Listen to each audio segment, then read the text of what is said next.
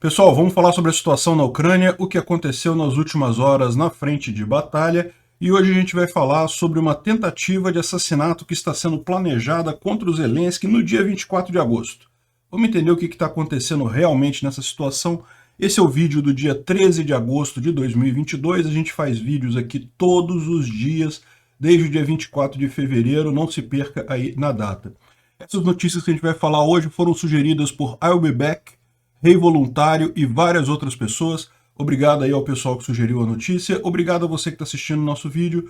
Se você gosta do nosso conteúdo, por favor, deixe o seu like e se inscreva aqui no canal, né? Pois bem, vamos começar como é tradicional, a gente fazendo aquela revisão da nossa linha de frente aqui, o que está acontecendo nas últimas horas. Aqui é a questão da explosão em Romiel, naquela pista de pouso que houve, na verdade, há alguns dias essa explosão já. A gente vai falar sobre ela daqui a pouquinho. Houve mais algum bombardeio aqui na fronteira entre a Ucrânia e a Rússia, aqui na parte nordeste da Ucrânia, né? A gente já explicou isso. Na verdade, não tem risco de invasão, mas os russos ficam mostrando serviço, vamos dizer assim, para manter as tropas ucranianas ocupadas no norte. Isso evita que as forças militares ucranianas possam deslocar os soldados daqui, onde na verdade eles não estão fazendo nada, para a região do fronte de batalha, onde eles seriam úteis, né? Mas eles têm que continuar aqui por conta do risco dos russos fazerem alguma invasão. É a mesma lógica aqui com relação à prontidão do exército de Belarus, né? O exército de Belarus está fazendo exercício aqui na fronteira norte.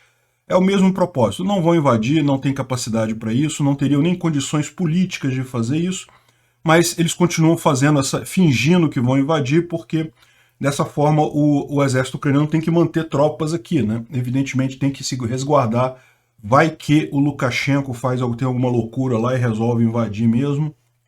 Enfim, em termos de linha de frente, teve muito pouca mudança hoje. Novamente, tal como a gente tem visto, os russos já fazem algum tempo que não conseguem avançar nada. A última coisa que a gente viu foi aquele avanço mais pronunciado aqui em direção a Bakhmut, mas mesmo esse avanço aqui, é um avanço minúsculo em termos de avanço total, e a previsão é que eles não vão conseguir tomar Bakhmut, os russos não terão força para isso, né? Eles, principalmente depois que, com a questão do risco de contraofensiva em Kherson, eles direcionaram boa parte das tropas que eles tinham aqui na direção de Zaporizhia e na direção de Kherson. A gente já falou sobre isso ontem, e de fato tem gente dizendo que existe agora só 1/3 das tropas russas que estavam nessa região aqui, em Donbás, continuam nessa região, o que mostra mais uma vez aquilo que a gente vem falando. Os russos, eles já perceberam que eles não conseguem avançar, e no final das contas o sonho deles agora, o que eles esperam conseguir, é manter o território que eles conquistaram, né? E isso não vão conseguir também não. Tem um gráfico bem interessante aqui que apareceu aqui no Reddit sobre a área controlada pela Ucrânia, né? A Ucrânia controlava mais de 90%, um pouquinho mais de 90% antes de fevereiro, dia 24 de fevereiro. Por que não controlava 100%? Porque ela tinha a Crimeia, que foi tomada pelos russos, e a região de Donbás, que também foi tomada pelos russos. Então eram as duas áreas que o governo da Ucrânia não controlava já antes dessa iniciativa. Quando os russos invadiram, chegaram a tomar quase 30% do território ucraniano, porque lembra, eles entraram aqui pelo norte, invadiram essa parte, tudo onde está azul, esse azulado aqui, acinzentado, era a área que já foi tomada pelos russos, que havia sido tomada pelos russos, e foi retomada pelos ucranianos, né? E depois, então, os ucranianos começaram a retomar as áreas. E lembra aquilo que eu falei para vocês, muita gente fala assim, não, os russos desistiram, eles que saíram de livre e espontânea vontade. Não, eles saíram escorraçados. Repara aqui, ó, quando foi o anúncio, foi no final de março que foi o anúncio de que eles sairiam. Antes disso, os ucranianos já tinham retomado uma boa parte, principalmente aqui próximo a Kiev, eles já tinham retomado uma boa parte dessa área aqui, e foi aí que o comando russo viu que se não retirasse as tropas ia ter uma derrota fundamental, ia ser pior ainda. Daí que eles decidiram sair correndo. Então os ucranianos retornaram a esse patamar aqui, E repara como desde então essa linha tem ficado meio que estável, né? Não consegue, os russos não conseguem avançar absolutamente nada. Uma coisinha avança aqui, outra perde ali. Aquilo que a gente falou é verdade, os russos chegaram a tomar Lysychansk e Severodonetsk, mas se você parar para pensar também perderam toda essa área aqui em Kharkiv, perderam uma área significativa, e aliás continuam perdendo aqui perto de Izium. Andrivka foi a última cidadezinha a ser liberada pelos ucranianos aqui. Repara como é que os ucranianos estão cada vez mais chegando próximo a Izium. Essa área aqui já foi uma área que os russos dominavam amplamente, agora já estão perdendo espaço para os ucranianos, né? E mesmo esses avançozinhos pequenos aqui perto de Bakhmut, isso não faz nenhuma diferença no grande esquema das coisas, né? E, bom, teve uma tentativa também russa ontem de engajar com os ucranianos aqui nessa região aqui de Lozov, mas não tiveram sucesso, não conseguiram avançar contra os ucranianos também, né? Os ucranianos, por seu lado, continuam com a estratégia deles de enfraquecer a logística russa, atingir postos de comando, atingir depósitos de munição e outros alvos na retaguarda, né? Ontem a gente teve aqui em Makivka, que é essa nuvenzinha que vocês estão vendo aqui, perto de Donetsk, foi atingido um depósito de munição lá, que está pegando fogo aqui, dá para ver claramente o depósito de munição pegando fogo.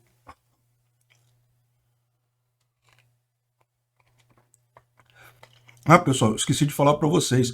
Você sabe que tem uma loja do canal com um monte de caneca bacana, camisa legal, né?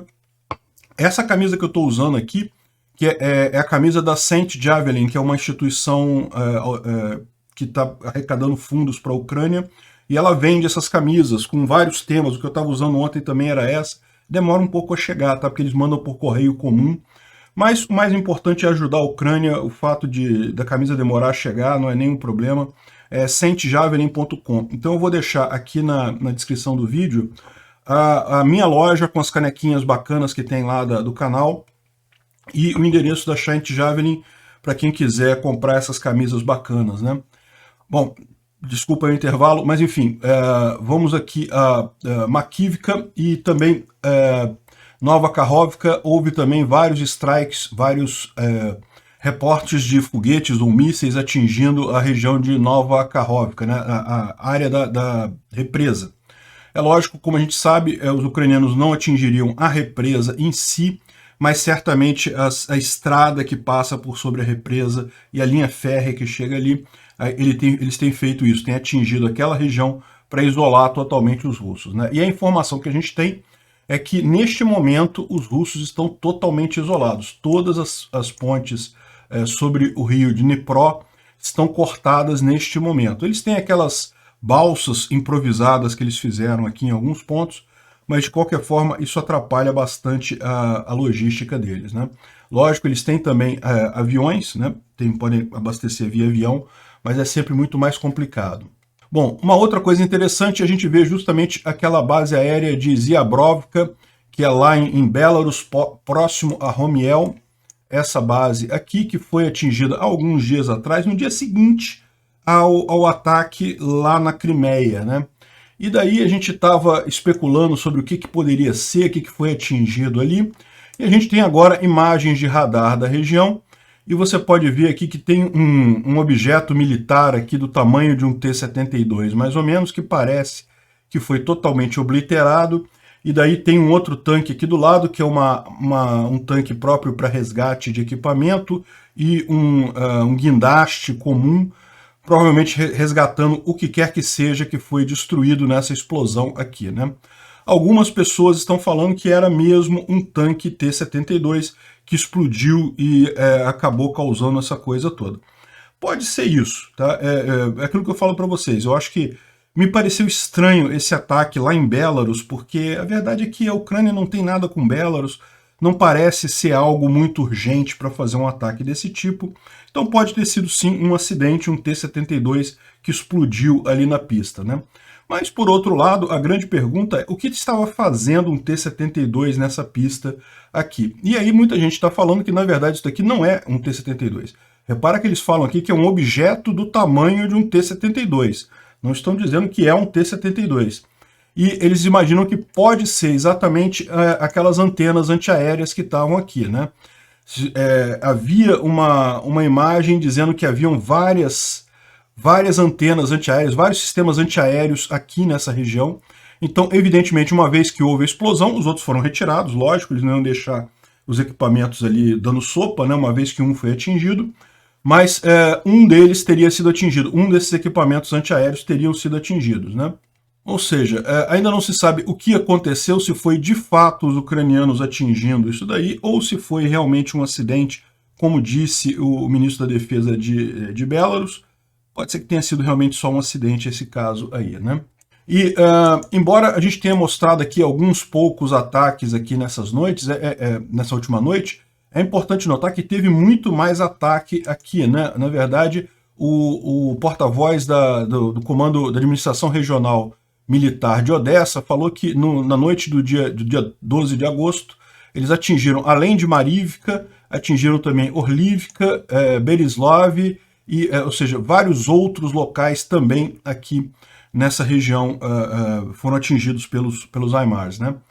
E a base do exército russo foi destruída em Vasilikiv, que é distrito de Zaporizhia, né? Vasilikiv está aqui, ó, próximo mesmo da linha de frente. Bom, o Dmitry traduziu novamente aquele papo que o Alexei Arestovich tem feito diariamente, falando sobre a situação da guerra. O Alexei Arestovich é um consultor do Zelensky lá, militar, então ele dá um relato muito interessante, ele fala muito bem, e o que ele falou aqui não tem nenhuma grande novidade, foi basicamente o que a gente já falou aqui até aqui. A gente vai falar ainda sobre a questão da planta nuclear de Zaporizhia, que tem algumas novidades nesse caso, mas o interessante que ele falou mais ou menos lá para o final é que ele disse o seguinte, olha só, lembra aquele míssil anti-radiação que recentemente a gente descobriu que os Estados Unidos tinham repassado para a Ucrânia, que os russos acharam destroços e coisa e tal? E o que ele está falando. E lembra também que a gente falou que a Força Aérea Ucraniana agora ela está muito mais ativa aqui na região de Kherson e coisa e tal? E ele explicou justamente esse ponto aqui. Ele falou que apenas 4 aviões ucranianos com aqueles mísseis anti-radiação que são feitos nos anos 80, obliteraram totalmente as defesas aéreas no West Bank, no lado direito do rio de Dnipro, né? O lado direito do rio, o rio anda nessa direção, ou seja, essa região aqui seria a margem oeste-norte do Dnipro, aqui nessa região, né? Então, ou seja, o que ele está dizendo aqui é que não tem mais nenhuma defesa aérea funcional dos russos naquela região, e é por isso que a aviação ucraniana tem conseguido fazer tanto ataque ali, né? Ou seja, a expectativa dos ucranianos é de fato ganhar supremacia aérea antes de fazer a grande contraofensiva deles. É algo que faz todo o sentido do mundo, né? E aí ele ainda adianta que a OTAN, se quiser, ela pode usar 2.100 aviões com esses mísseis, ou seja, é aquilo que eu falo para vocês, né? Os russos têm essa ilusão de que estão batendo na OTAN. Não, eles estão batendo na Ucrânia. Se um dia, por acaso, a OTAN entrar nessa guerra, meu amigo, não vai ter nada para os russos, não vai sobrar nada para os russos. Bom, e tem mais ajuda do Ocidente chegando para a Ucrânia. A Polônia, a Eslováquia e a República Tcheca lançaram um programa para expandir a produção de sistemas de artilharia, munição e outros equipamentos militares para a Ucrânia, né?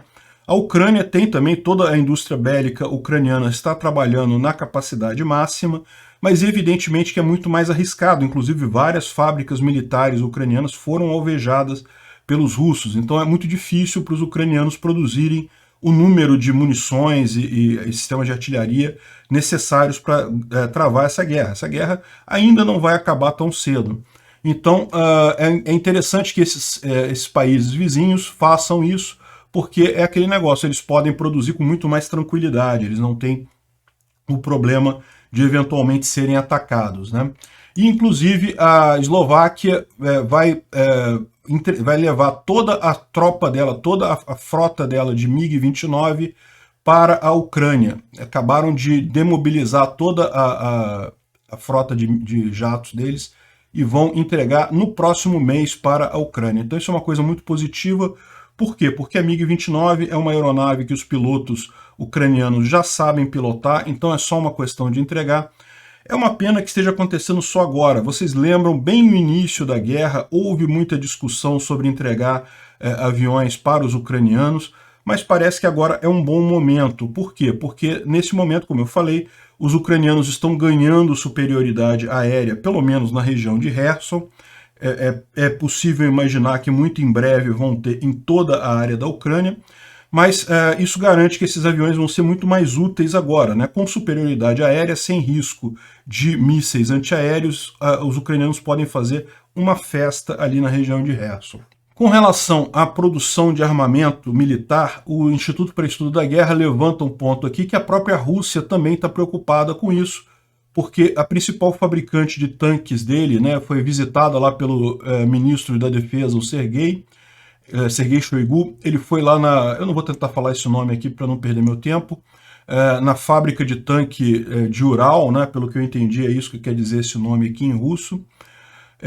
Foi visitar lá por quê? Porque a fábrica está falindo, ela está quebrando por conta das sanções do exterior, mas a princípio parece que o que está sendo acordado é meio que o governo tomar conta da fábrica e continuar a produção militar por lá, porque justamente esse é o problema da Rússia. Eles estão vendo que isso não vai acabar tão cedo, né? Tá aqui mais informações lá da visita do Shoigu lá na fábrica, dessa fábrica de tanques e coisa e tal, que fabrica o T-72, e essa é a expectativa de todo mundo. Sendo uma guerra longa, o que importa não é quanto que você começou com o armamento, é a sua capacidade de produzir armamento. E, sinceramente, eu sou muito mais os países do Ocidente ajudando a Ucrânia do que a Rússia conseguindo aumentar a produção dela durante esse tempo, né? Mas vamos aguardar para ver o que acontece.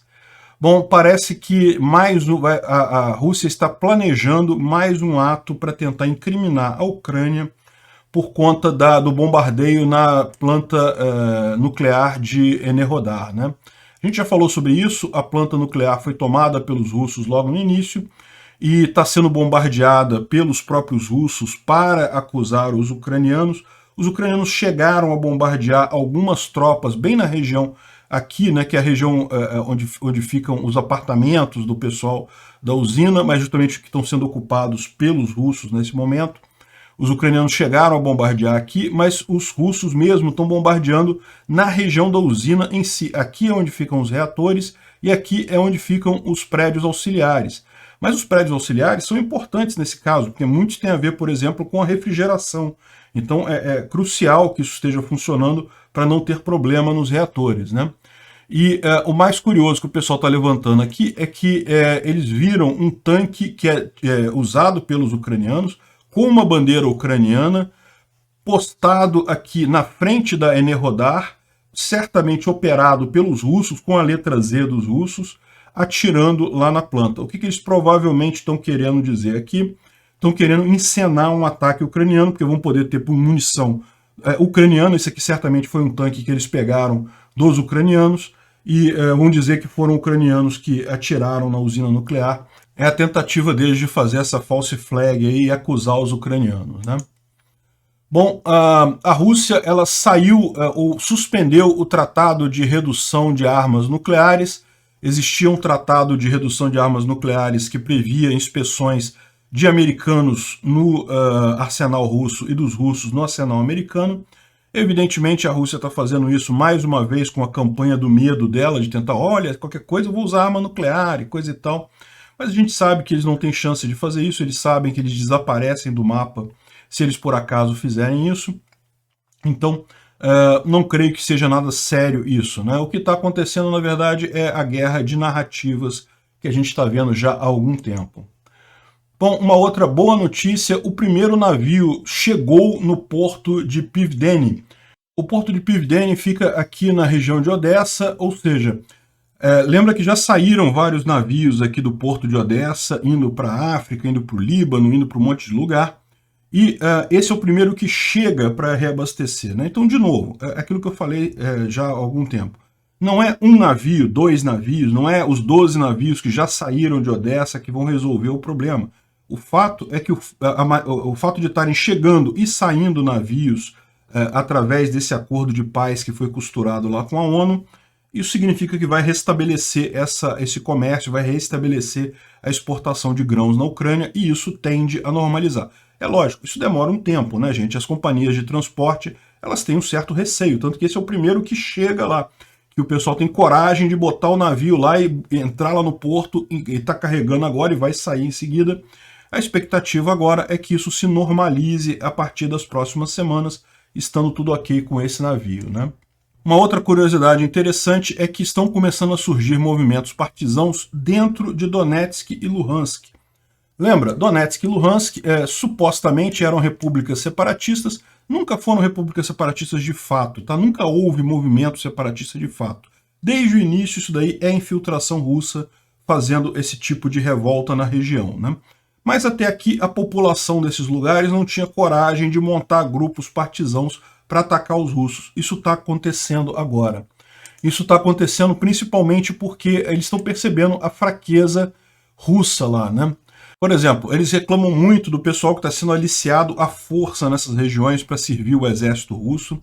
Isso daqui são trabalhadores que vieram da Rússia para supostamente fazer obras naquela região e acabou que não receberam o dinheiro. O governo russo não pagou eles, os caras estão fazendo um apelo direto ao Putin, né, para pagar eles, porque eles estão trabalhando sem receber e coisa e tal. Aqui, como eu falei, até um blogger lá da chamada LPR, da suposta República Separatista de Luhansk, está falando sobre como o pessoal está criticando a mobilização forçada lá na Ucrânia e os problemas que isso gera, ou seja, a quantidade de erros, de falhas de comando, que no final das contas os ucranianos dessa região estão sendo usados como bucha de canhão do exército russo, né? Em última análise é isso, estão sendo dadas armas super antigas, equipamentos que não servem para nada e sendo colocados na linha de frente absolutamente para morrer.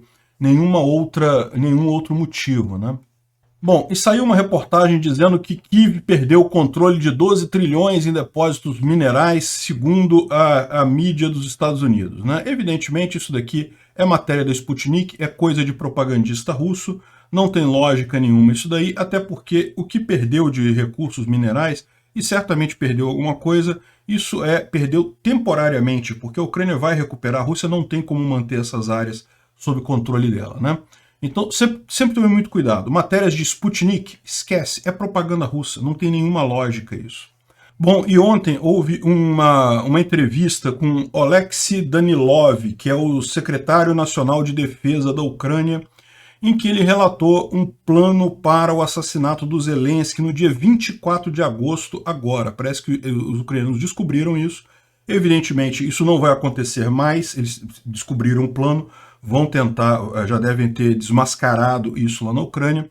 Não é nenhuma novidade, ele mesmo fala que no início da guerra, né, em fevereiro, um dos principais objetivos da Rússia era assassinar Zelensky, tanto que várias operações, vários grupos de forças especiais russas, inclusive dos mercenários do Wagner, foram colocados ali em Kiev e eles chegaram a estar no centro de Kiev, próximo ao quartel-general, lá a parte central da cidade, mas foram frustrados, não conseguiram realizar, né, por óbvio, o intento deles lá em fevereiro, mas segundo eles foi muita gente mesmo, foram vários grupos tentando queimar o Zelensky, porque isso na estratégia russa era fundamental. Lembra?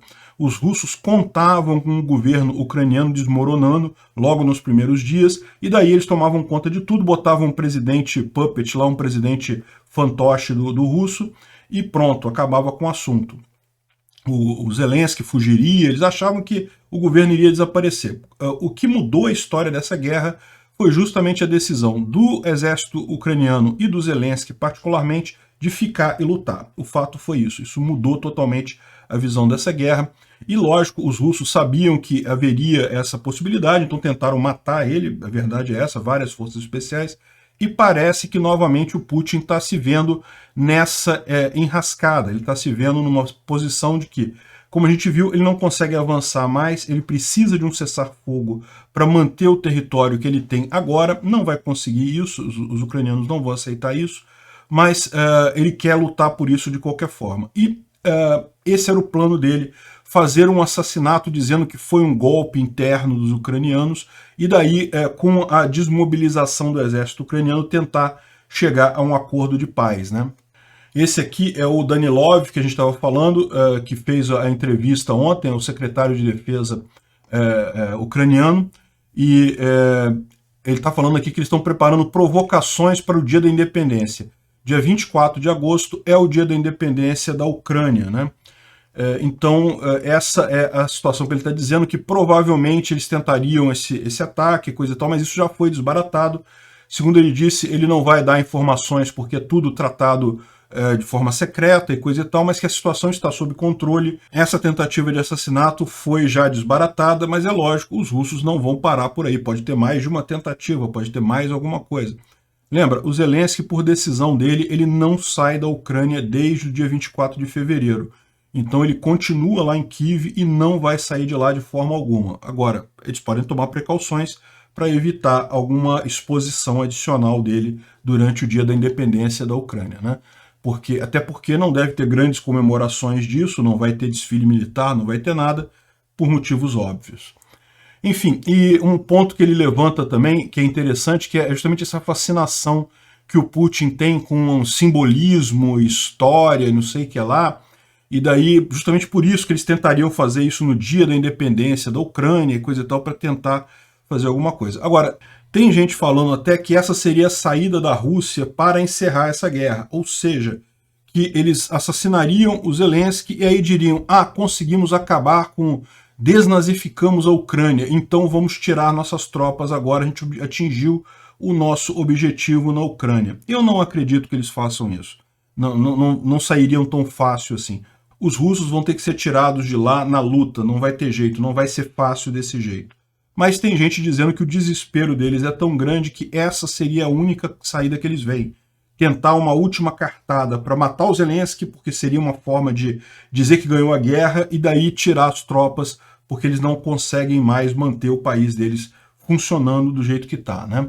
E é o que diz o Arestovich em uma outra entrevista que ele deu também. O Arestovich, a gente já falou dele mais cedo aqui no vídeo, e o que ele está colocando aqui é que o mundo não pensa mais sobre vitória da Ucrânia. Isso já está certo. A Ucrânia vai ganhar com certeza. Quem está por dentro da estratégia ucraniana sabe que é inevitável a derrota da Rússia.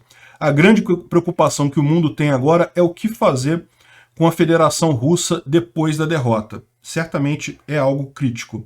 Como que vai ser o processo para tirar essa dezificação, né? Tirar esse fenômeno Z da Rússia depois dessa guerra. Não vai ser algo fácil. Obrigado por assistir o vídeo até o final.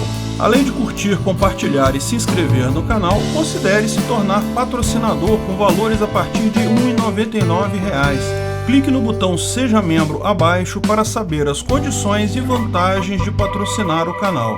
Mais informações sobre o nosso projeto, visite nossos sites indicados na tela.